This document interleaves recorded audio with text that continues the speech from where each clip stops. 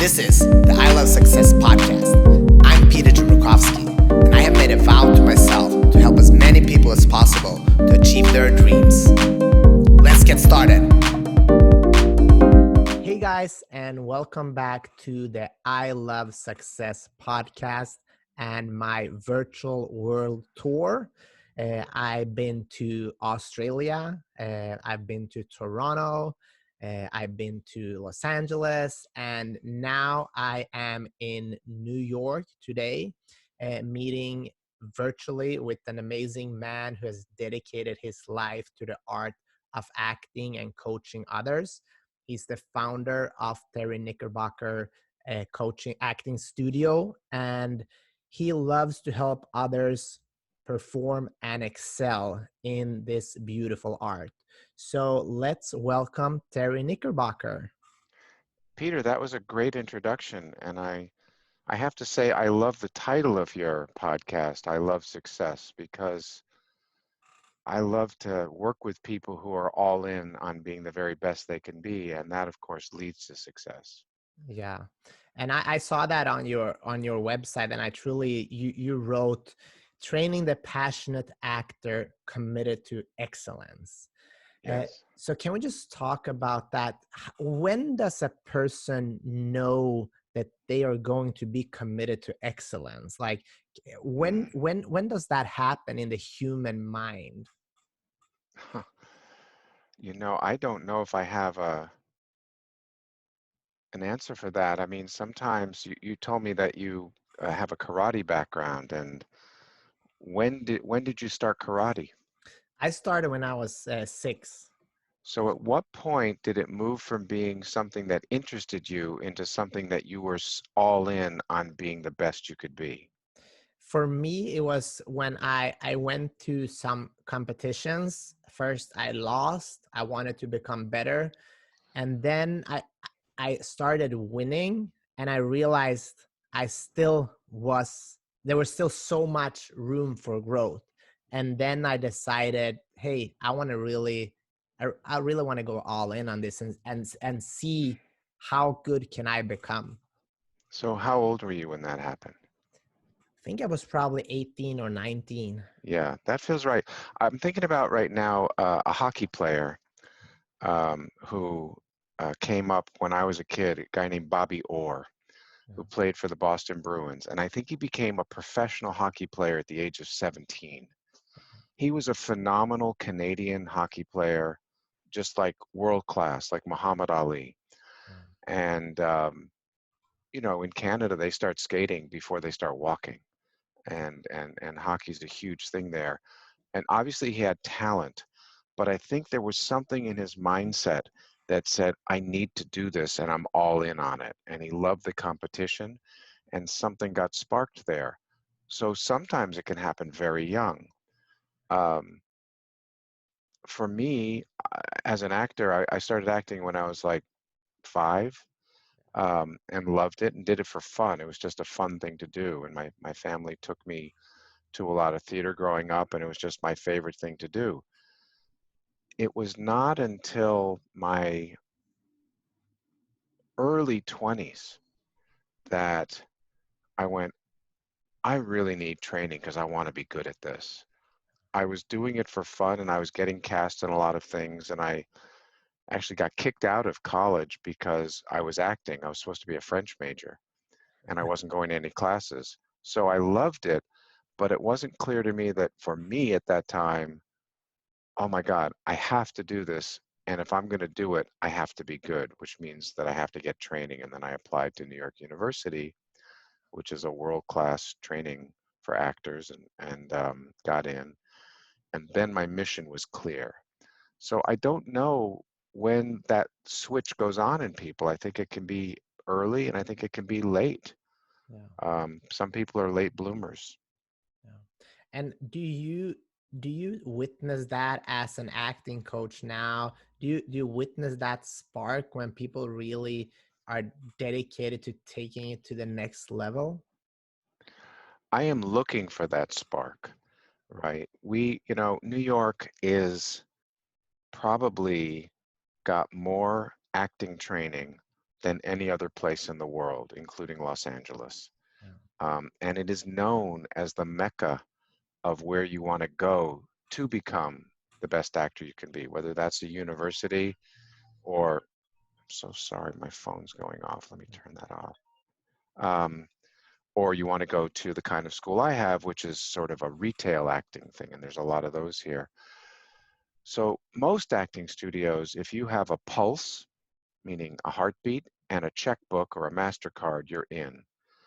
And we're actually very selective because there's no worse feeling than being in an acting class as a student and having a partner who's less dedicated than you, who's thinking of it as a hobby, right? So when I meet a prospective student, first of all, we have that thing that you quoted, training the passionate actor committed to excellence. That's everywhere in my studio. That's in every email we send out. That tagline is our brand, right? We're all about people who are all in to be the best they can be. How good do they want to be? And then when I meet them, the first question I'll ask them is, well, I'll say, how can I help you? Which is a great question, but really the question is, what are your goals? And that question starts to weed out people who are more casual about it. And so, and I tell them part of the interview is in a way to scare them, right? Like I think it's because this is a 2-year journey.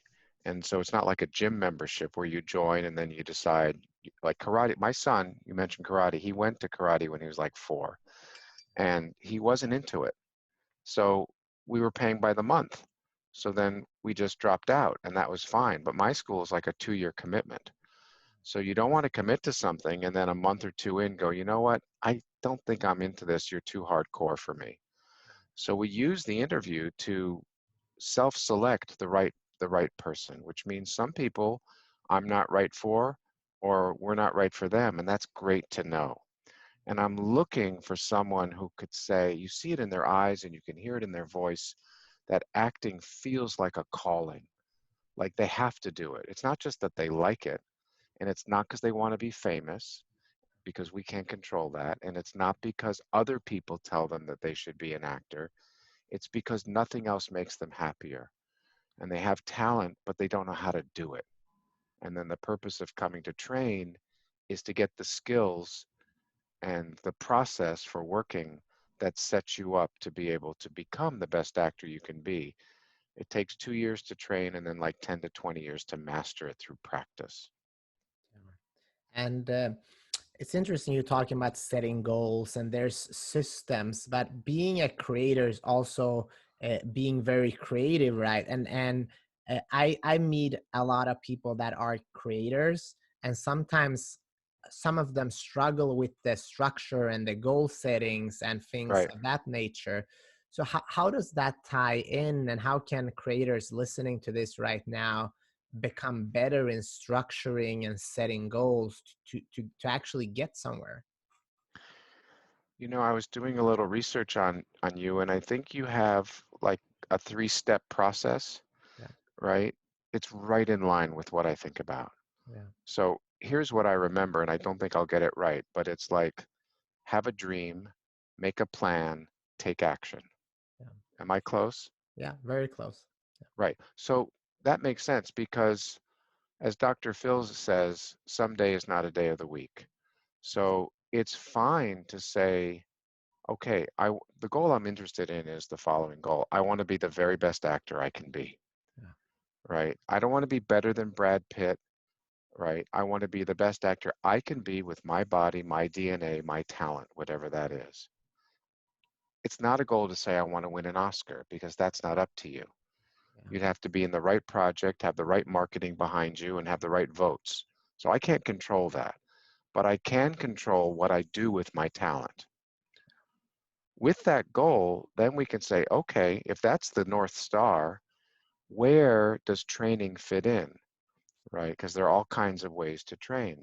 And I would say that my training is trying to be a very elite training. yeah, Like we want to be in the Olympics. We want to work hard and play hard and be the very best we can be. And luckily for me, I didn't have to come up with the structure because my mentor was a man named William Esper, and his mentor was a man named Sanford Meisner. And Sanford Meisner came up with this amazing system 70 years ago, which I follow in a very orthodox way. And it is a brilliant approach pedagogically, step by step by step. Again, I'm imagining very similar to martial arts training, Yeah. where you start with white belt and there's certain things you do and then you progress. And if you keep following the steps and practice every day, you will get there. You will certainly learn it, right? So the system is very, very, I know it's 2 years, 64 classes twice a week for 8 months a year. So 128 classes. And it's very precise and very clear. And I know what I'm doing structurally in every class, and each class builds on the class before it, right? So the structure I luckily didn't have to come up with, but it really helped because when I trained at NYU, the structure was very hit or miss. And it actually started, it would be as if you started karate training with a tournament, Yeah. right? And that makes no sense, right? You wouldn't start playing the violin with a concerto, you'd start with a scale, right? With what maybe you would call a kata, Yeah. right? And you wouldn't start dance training with Swan Lake, but most Western acting training starts with scenes, right? And Meisner came up with the equivalent of scales. And so they're very helpful to take an actor step by step by step, sort of like juggling, where you start with one ball and then you add a second. And then when that feels secure, you add a third. And that systematic approach to training gives a very clear structure, which was incredibly helpful and liberating for me. I mean, they they say that discipline and structure equals freedom, Yes, exactly. which is, but if you talk to a lot of people that are talented, so to speak, Yeah. they hate structure, they hate discipline. And so how do you tie that in with creators? Is that a challenge for you, or? No, because look, actors are weird. I mean, there are a lot, there are a lot of weird and flaky actors, but if you don't have good professional habits, you're not going to work. No. You can't, I mean, you can't just be late. You can't not know your lines. You show up on set for a new project for Netflix and there's 100 people on set and they've committed $20 million or more to the project. You can't be a flake. So you can't just be, I'm talented, because you also have to know your lines, which means put your butt in a chair and learn your lines. And you have to have worked out all the moments so that your work is clear and precise and interesting, right? So I have a student right now, she, she's very talented, but she won't do the work. And you can see it in her work, that her work is very hit or miss. And she knows it. She's one of those people you're talking about. Oh, I just hate to sit down and get into structure. I just want to wing it. But that doesn't work. Yeah, it's sad to see all those talents. I know in karate, my father is my sensei, and I wasn't Mm, talented at all, mm, but I had this inner drive to become good and do the work. And looking now, when I'm in the position I am, and I have had the performances that I've had, it feels good that I did that work, and I feel bad when I meet those uh, guys and girls that could have been champions, but they weren't willing to do the work, and I can see it in their eyes now that they have that regret, yeah. which is sad. What would you? How would your best students describe you? Like your favorite students, how would they describe you as a coach? Well, I want to, first of all, just make a distinction between the part of my work that's related to coaching and the part of my work that's related to teaching, because Yeah, they're two separate streams of work for me. yeah, So they would probably, if it were the coaching people, which are like more like professional actors who are working, yeah, because in film and television, you have no time to rehearse now. And rehearsal is where you figure stuff out. So there are a lot of professional actors whose name you might know, who hire me anytime they get a project, and then we go through their stuff a couple weeks before, a couple months before, to really make sure everything's mapped out, because if you're a film and TV actor, you have to show up on set ready to go, loaded up, not just knowing your lines, but having a performance, an idea, a roadmap. So I think those people would describe me as smart, um, full of good ideas, fun to work with, and very detail oriented, so that they always leave a session, hopefully, um, feeling like, oh, I have a better handle on what I was going to do thanks to the work we did. And it's very collaborative. Like, it's not just me feeding them. They like, we talk about it, we see where they're coming from. Usually they have some ideas, and then we jam on those. Um, I think my students would say some of those things, but they would see me as a bit more hardcore, a bit more demanding, a bit more rigorous. I like to run a tight ship, not a mean ship, but a very disciplined shift. And I don't want to waste time. I mean, we work hard and we play hard. Acting has within it the spirit of play. It's not just Navy SEALs, right? But that discipline is helpful because you got to be all in, because you're going to be competing with people. Look, there are too many actors. It's not like lawyers and doctors where we need lots of them, right? Even with all the content there is, there's still too many actors. And so the only way to have an edge is to be the best person in the room. And the only way to be consistently the best person in the room is to work your butt off. How do you work and help your clients and students with dealing with pressure?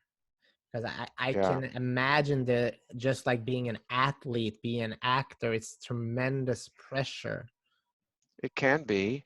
I think, when you talk to athletes, they talk sometimes about like being in the zone and things sort of slow down, like in the Matrix.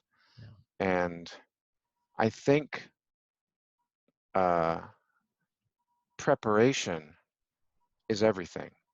So if you know you've done your work, you're going to feel less pressured. And there's a mantra um, that I like to use, which is like F it, Yeah. which doesn't mean I don't care, but it means I'm not going to be controlled by tension. I'm doing this because I love acting. I feel good about my work. I feel ready, because there's a lot of pressure on an actor and an athlete. It's the World Series. It's the bottom of the ninth. Your team's behind by 1 run. There's a guy on base. You're either going to win the game or lose the game, right? And if you let that pressure get to you, chances are you'll freak out and stress yourself out. So you just got to go, I'm going to do my work. I'm going to look for the best pitch, and hopefully I connect. I mean, Michael Jordan famously said that he, I think, took 300 or more potential game-winning shots and didn't win the game. And it made him a winner to do that. He wants the ball, and sometimes you're not going to do it. Every actor has done bad work, but hopefully you come from a place of loving what you've done and loving the form and loving telling the story. And one thing that's cool about acting is we get to put our attention outside ourselves. So if I were to pressure myself to do a good podcast and interview with you, I'd be stressing out. But instead, I put my attention on you and the Cuban cafe behind you, and I'm looking at your shirt and looking at your smile and your teeth. And that attention coming off myself frees me up a little bit. Yeah. So I think you have to stay loose, you have to stay playful, not get tense physically, and come from a place of love. I love doing this, and I've done my work, and I feel ready. It's a great feeling to feel like you know what you're doing, and to walk in feeling I've done everything I can. And it's either going to work out or not, but really good actors tend to be consistent.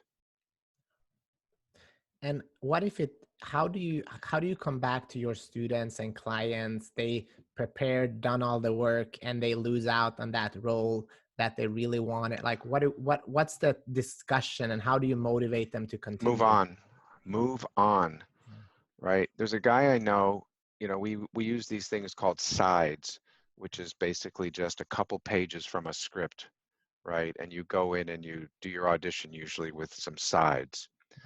And after every audition, he rips up the sides and throws them in the garbage because the work's out there and you never know what's going to come of that, and you never know why you didn't get the part.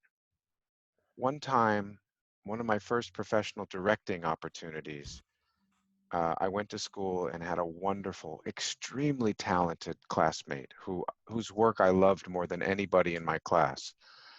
And so when it came time to direct, man, did I want him to play the part. So he auditioned. He did a great job. It was a scene. It was a story between a man and a woman.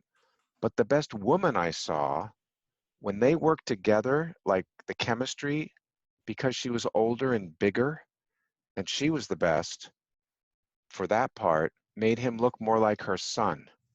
So I wouldn't have been able to tell the right story if I cast him. So he didn't get the part. For his sake, I told him why. It wasn't because he didn't do a good audition. It was because it wasn't going to work for the project based on the other pieces in it. But actors rarely get that feedback. They usually just get, nope, you didn't get it. We loved you, but we're going in a different direction. That direction could be younger, older, taller, shorter, more blonde, less blonde, more ethnic, less ethnic. And it doesn't matter, right? Because you put the work out there and then you move on. And hopefully you get to have a lot of auditions. And if you keep doing good auditions, you're going to get cast eventually. One of the guys I work with is Sam Rockwell, who's an amazing actor. We've been working together for 28, 29 years. One time, maybe 10 or 15 years ago, he auditioned for Duncan Jones. Duncan Jones is David Bowie's son and a wonderful film director, and didn't get the part. 3 years later, that audition made such an impression on Duncan that he wrote a movie for Sam, a movie called Moon, which is basically a one-man show. He plays like several different clones of himself.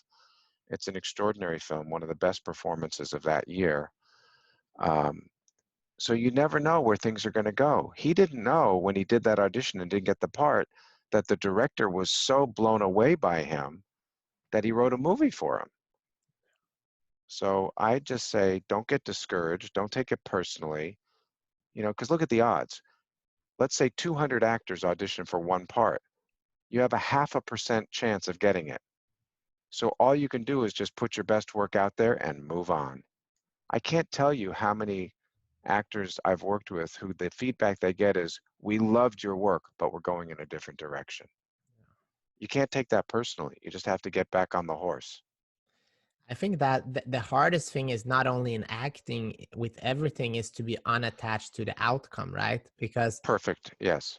how do we do that? Because I was talking last week with Alexander Volkanovski, and he's the current featherweight UFC champion, and he's super composed. And we talked about that. He's like, yeah, I've done the work. I'm going in there. I have confidence in myself. And I mean, that's why he's the champion. But people Yes. that are listening now that want to reach that level, that hold on to the result so much that they lose their performance, what do you want to tell them? You just kind of grabbed your fist. So I'd say Yeah. soften your body, take a breath, say F it, Yeah. do the best you can, and rip up those sides. Don't be attached to the outcome. That's a very Jedi mind trick kind of thing to do. Yeah. But one of my mentor's favorite books, Sanford Meisner, was a book called Zen and the Art of Archery. And it was about an archer who was very good, world class, but not quite at the top.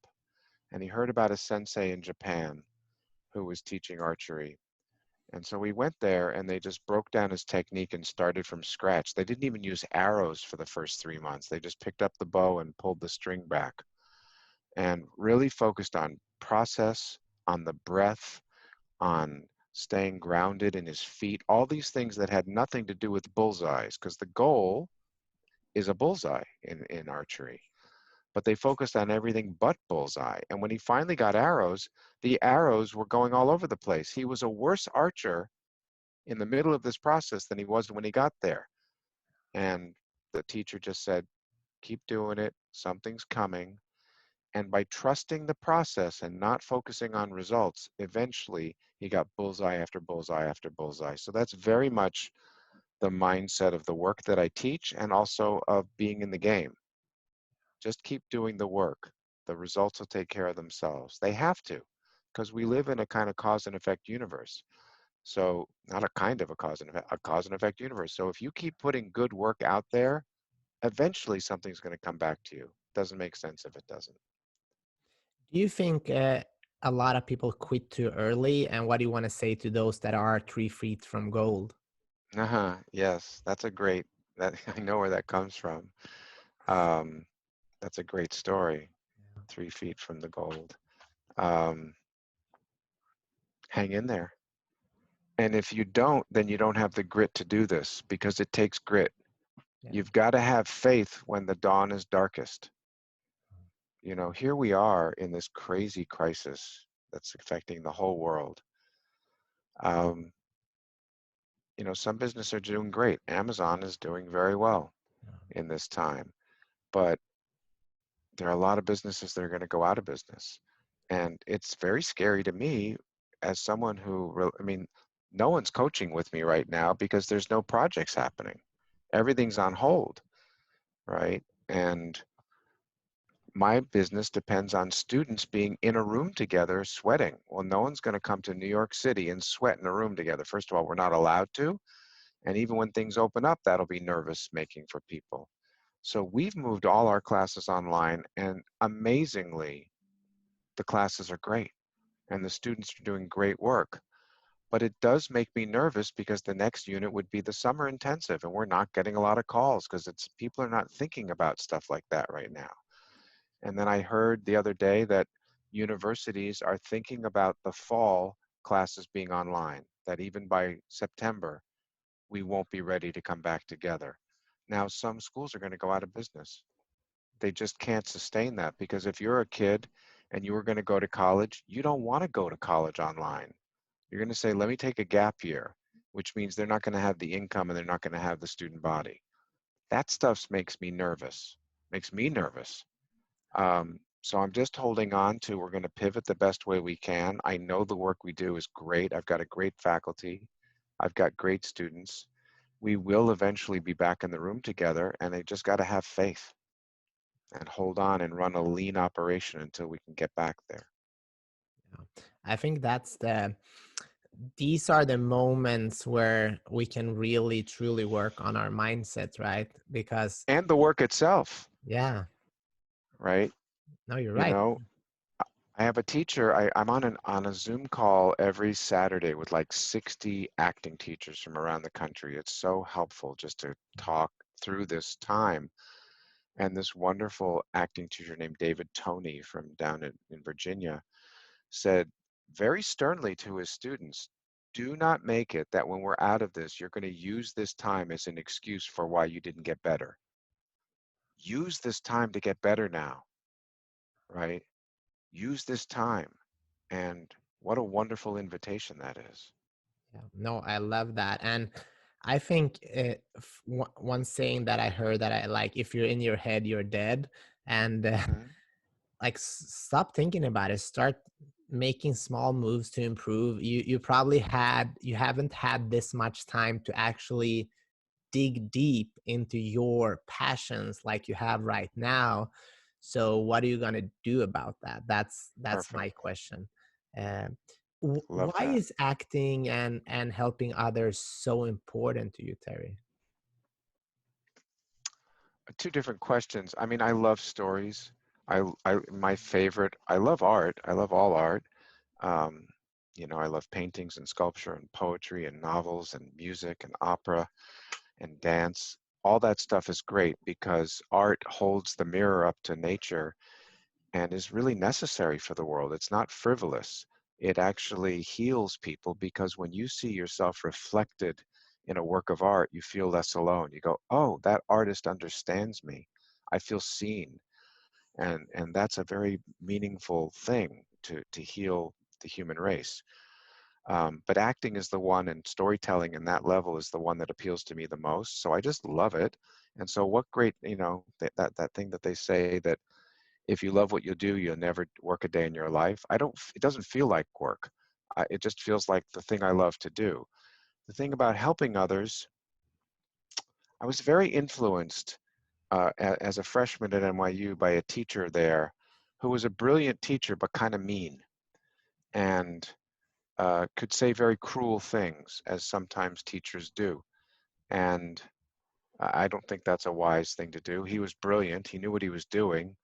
But I saw him say things that I found injurious to other people and that stay with me. And so it took a long time before I gave myself permission to be a teacher, because I thought it's like you're holding that person's heart in your hands, and I didn't want to do any damage.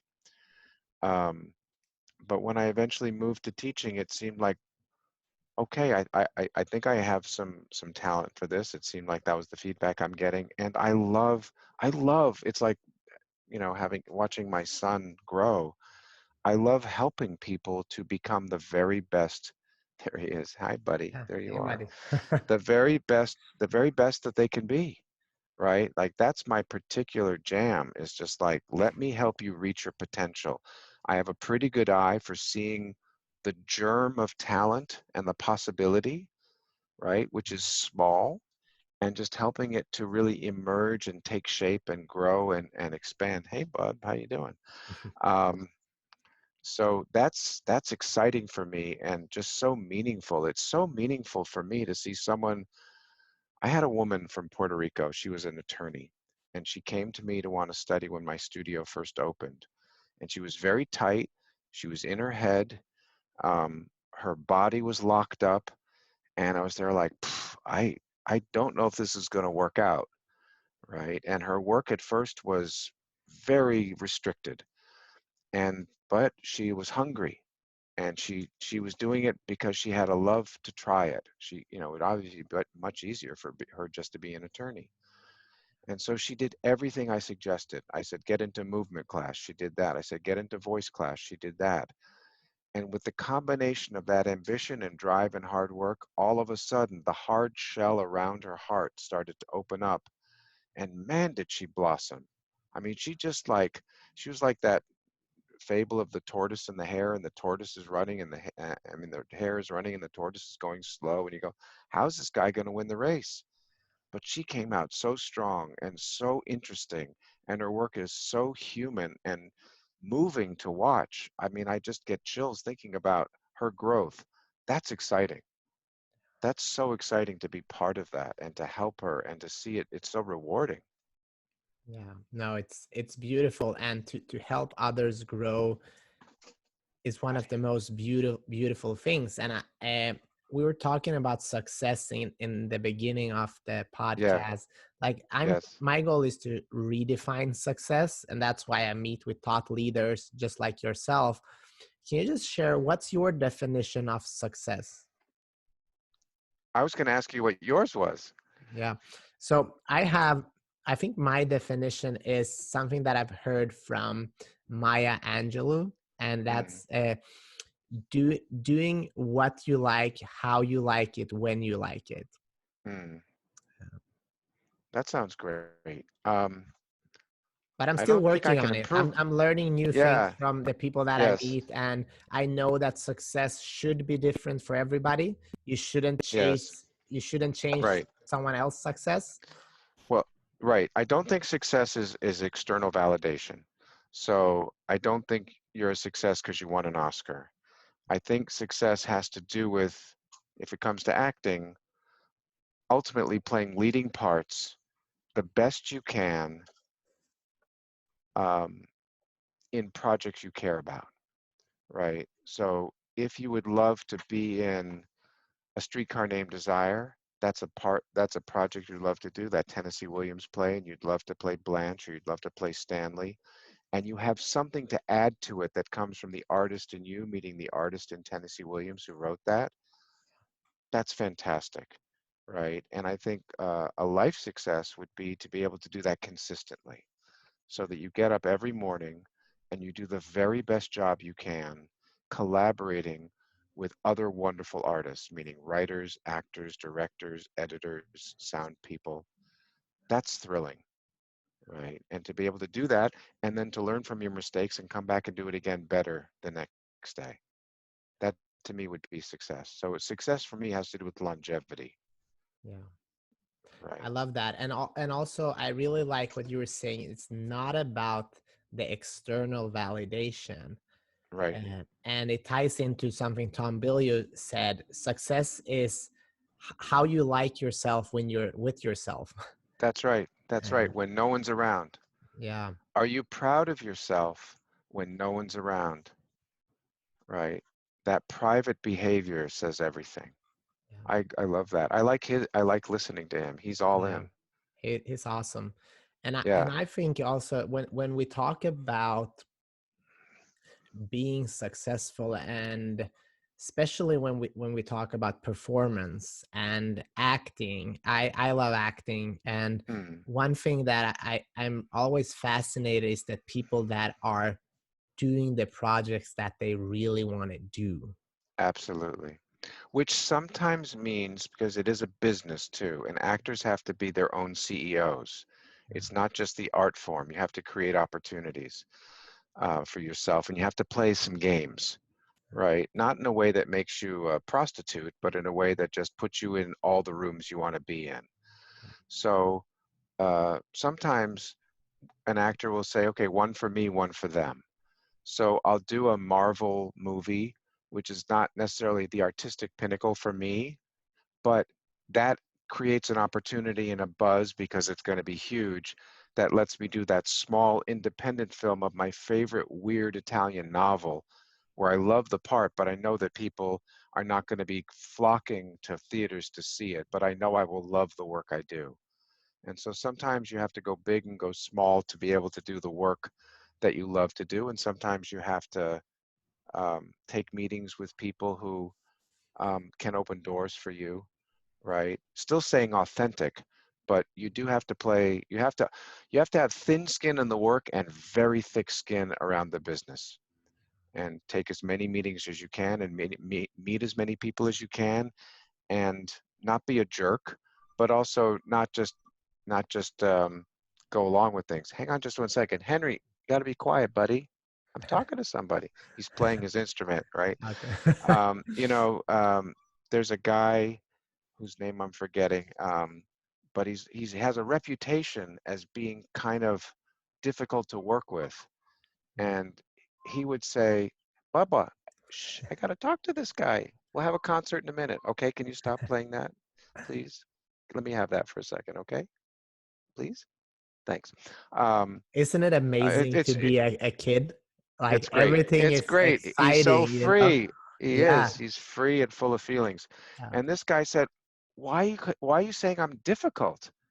Don't we care about the same thing? So if I say, listen, can we do another take? That doesn't make me a diva. That makes me saying, let's get this as good as we can, right? And I like that. I like that commitment to excellence and not just being political about things. I mean, I recognize that when we talk about commitment to excellence, and when you were talking about I haven't personally been to your acting classes, but I would love to. But You're it feels welcome. like yeah, thank you. It feels like you are intense, just like my father and sensei. And I know when I was training for big tournaments, I recognize what you said in the beginning. I wanted to be in the room with people that had the same goals as me. It pissed me That's off right. if people didn't Yeah, want to do their best, because that's then right. they ruined my training. And that Right. I was pretty intense about that. I didn't mean to be rude. It was just that this is my dream and I take it 100% seriously. Absolutely. You know, we have an agreement with students that they have to rehearse between every class. That's on them. That's a discipline. So they come to class twice a week for 3.5 hours of class, and then they have to rehearse with their partner. That's the agreement. That's our contract. They know that going in. And I say, if that's not working out, do your best to work it out. But if you can't work it out together, come to me to talk to me about it.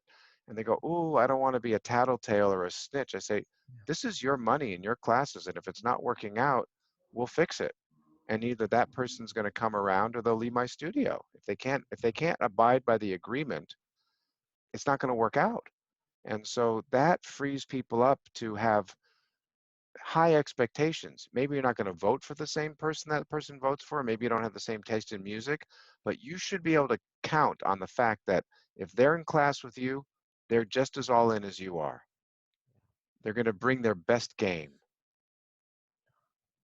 Where do you want to see, like if you look at your life and you dedicated your life to this, where do you see your work the next 5-10 years? What are your goals and your mission?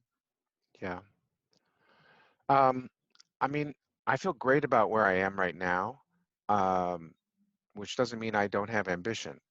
I'm just really pleased with who I've been able to become so far and who I've surrounded myself and the amazing students and the amazing staff and the amazing clients that I get to work with. So I would just say more of the same, right? Like I want to meet some new actors to teach who inspire me. I want to work with some wonderful professional actors that I haven't worked with yet on great projects and great scripts. Um, you know, I was lucky enough in the last couple of years through referrals to get to work with some great people like Zac Efron, Sacha Baron Cohen. These are new clients for me because I have a bunch of regulars, and working with those guys was so inspiring because they're great and they had great projects. Like they're at the top of their game.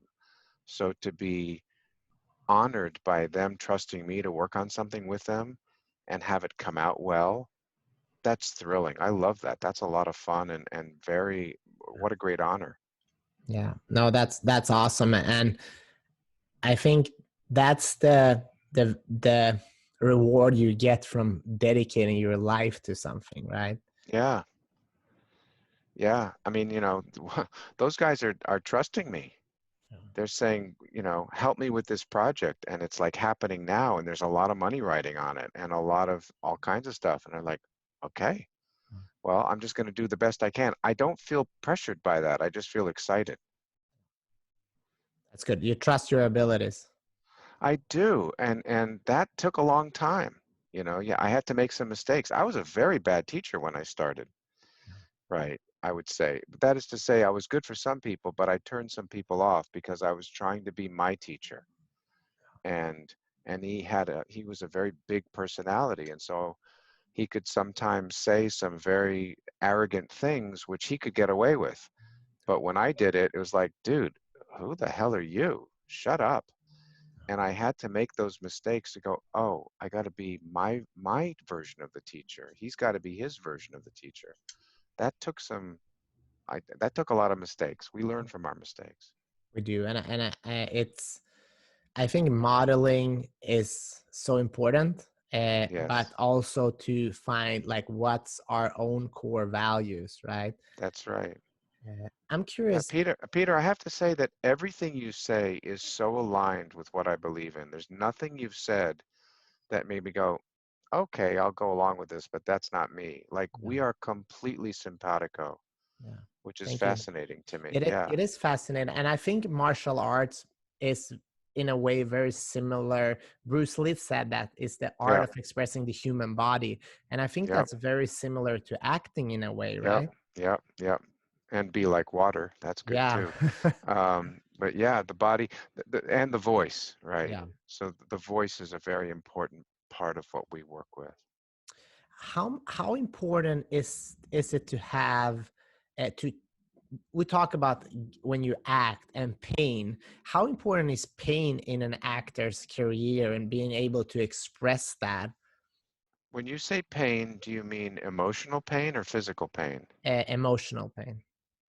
Well, uh, hopefully an actor doesn't focus on one particular color, Yeah. right? So I would say that what makes a great actor, among other things, is a richly lively temperament in all directions. So they can laugh, they can cry, they can get mad, they can get embarrassed. And we have an idea usually that, oh, happiness is a good feeling and sadness or hurt is a bad feeling. But that would be like saying to a musician that a major chord is a nice chord and a minor chord or a diminished chord is a bad chord, or the color blue is great, but the color brown is not as good. But really, they're just part of nature. And so pain's not important, but freedom and truth and authenticity and access to all your feelings is important. Does that come from your own experience to be able to pervade as an actor, or can you learn those things? Well, luckily, if you're a human being, those feelings are usually part of the possibility. Now, it's true that in growing up, some people get the message that certain feelings are unacceptable. So, like if you had a Marine drill sergeant for a father, and he said, "Don't cry, boys don't cry," you would start to shut down your vulnerability. Or if you were kind of a wild child and then you got into trouble and you were told, "Don't, you're too crazy, man. You need anger management. Don't get angry," then you would start to shut that down. So sometimes the training is as much about unlearning as it is about learning to regain access to what was your birthright. Now, certain people just in their temperament are fuller than others. My son is full of feelings. When he laughs, he laughs. When he cries, he cries. When he gets mad, he gets mad. I think in a way that was more intense than me as I remember myself as a kid. That's just him. Other people are a little bit more contained. So you do want to free that up in a vigorous way, but some people have it in smaller amounts than others. But as long as they can kind of get that going, they'll get what they need. And Terry, who fills you up, because you're giving so much to Yeah, others? How do you keep your cup full, so to speak? yeah. Well, I think you have to, um, self-care is important. It's first of all, my family's amazing. My son makes me smile and full of love every day, and we're very affectionate. My wife, I have an amazing wife who is a former actor and is a therapist and is from Ireland, and she's funny and passionate and deep. And one of the amazing benefits of this pandemic we're in is that I'm home all the time. So I have so much more time with them than I would if I were working at my studio. And that's an incredible blessing. So that's great. Um, Working out, I have an amazing trainer who's a genius at the body and also very funny. And right now we're doing it on FaceTime, but I love, that's very helpful to take care of the body. I like cooking. I love playing the guitar. That really fills my soul up. So every day I'm playing a little guitar, and every day I'm doing something physical, and every day I'm with my family, and then going to see work, and watching good shows. And right now it's all online. I can't go to a theater. Um, Listening to music, uh, talking to my mom. She's 93, Wow, and obviously we can't visit her right now, but she's going strong. That's great. that's awesome. Being in touch with friends, um, just living life the fullest way I can. I love that. And have you, during this, what's going on right now, we have more time. Have you had a chance to reflect on your own life and kind of see it, what's going to happen? How am I going to show up when this is over? Or, Yeah. Well, I got to say, I don't feel like I have a lot more time because me too. I have I'm less teaching. actually. It feels like it. Yeah, I'm teaching a lot, and also, my son needs some support. School was a babysitter, so now that there's no school, my wife is handling his online learning, and there seems to be a lot to do. So I don't feel like I have a massive amount of time.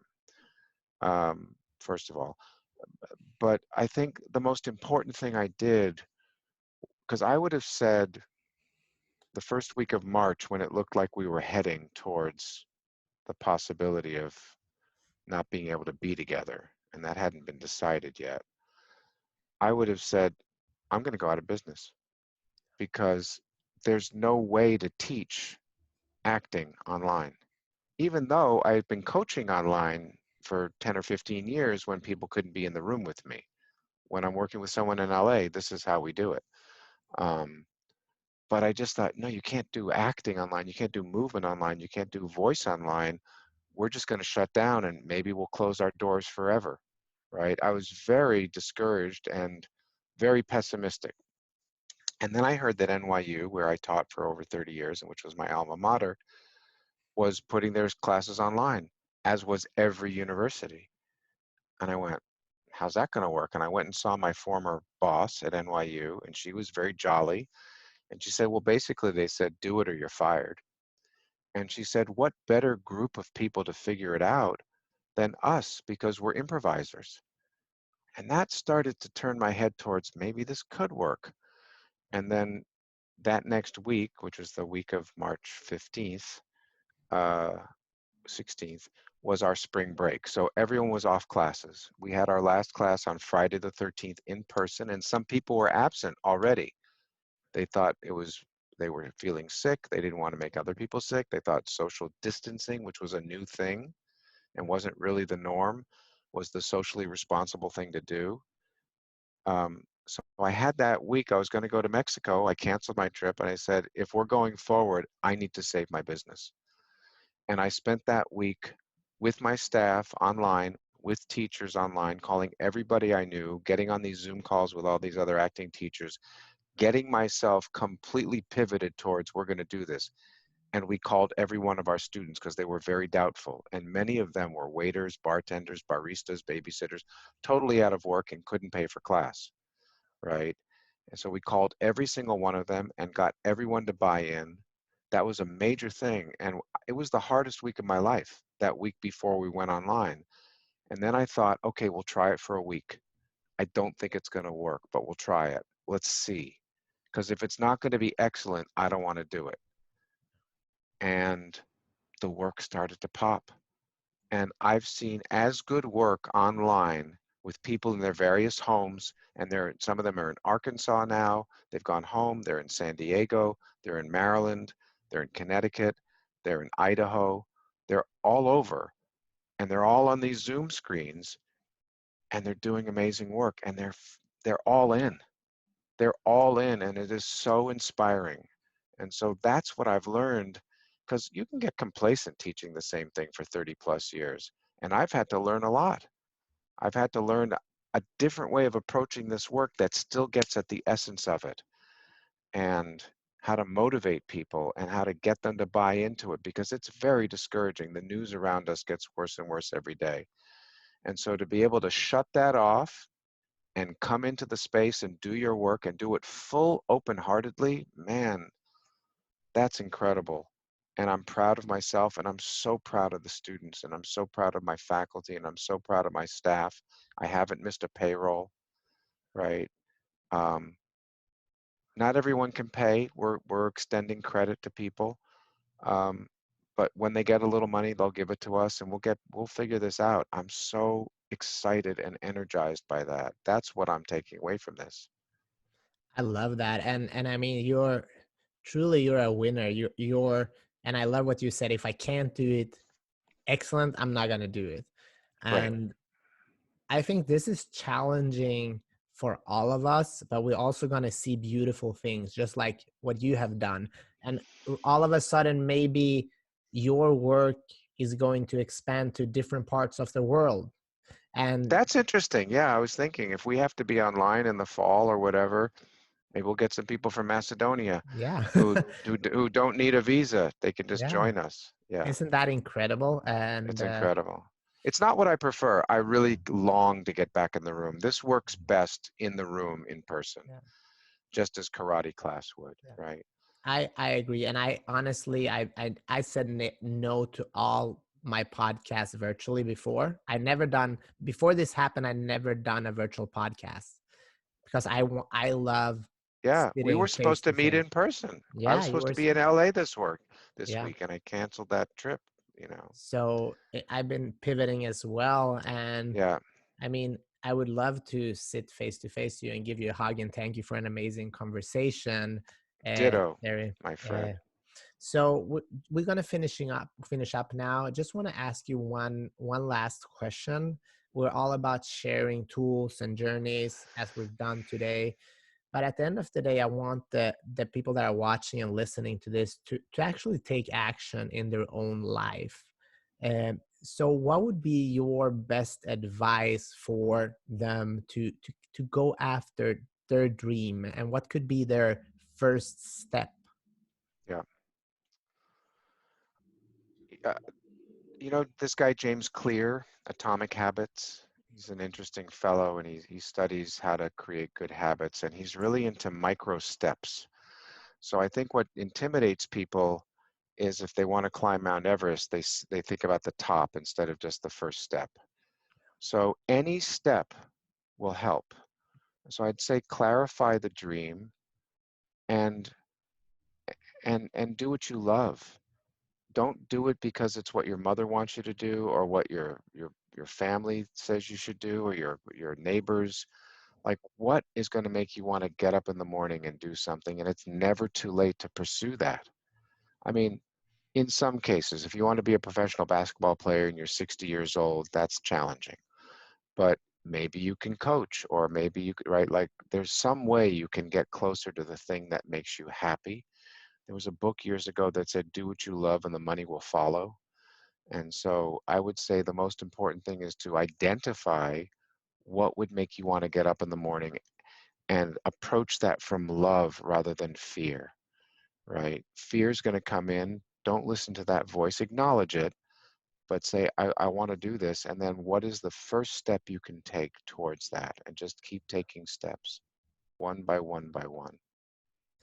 Thank you, Terry, for sharing that. Are you taking on students now? If there are people listening and watching this that would love to work with you?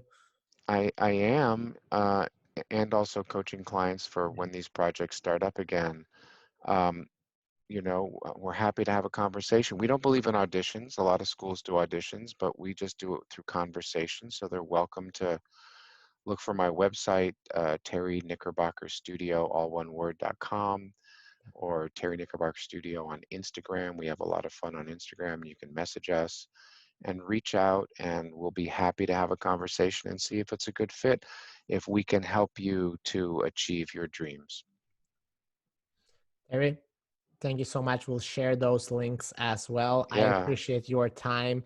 I appreciate what you do and that you are sharing so open-heartedly. A big shout out to our friend Matthew Del Negro, who Great guy. introduced us together. I'm super grateful for that. He's an amazing guy.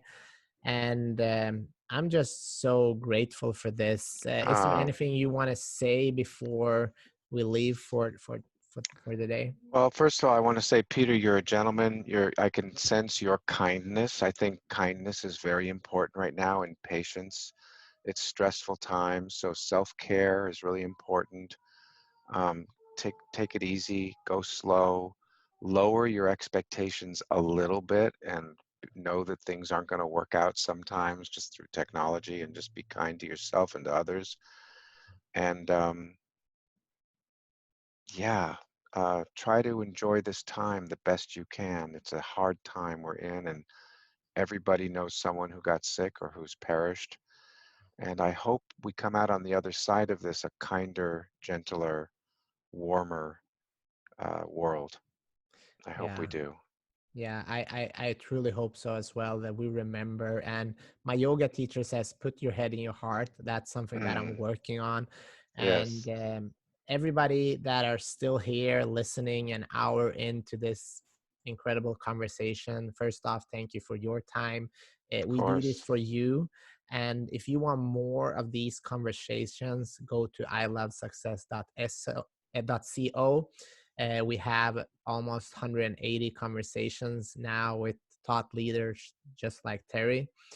Also giving away a couple of free chapters of my book, because at the end of the day, we're giving all of this for free. The Yep. only thing we ask is that you take your life seriously enough to do something beautiful with it, to go Yes, after that's your right. dreams, to do what you love. And if you enjoy this conversation, share it with somebody that can have have some meaning in listening to this that also can improve their life. Thank you so much. You're welcome. Thank you.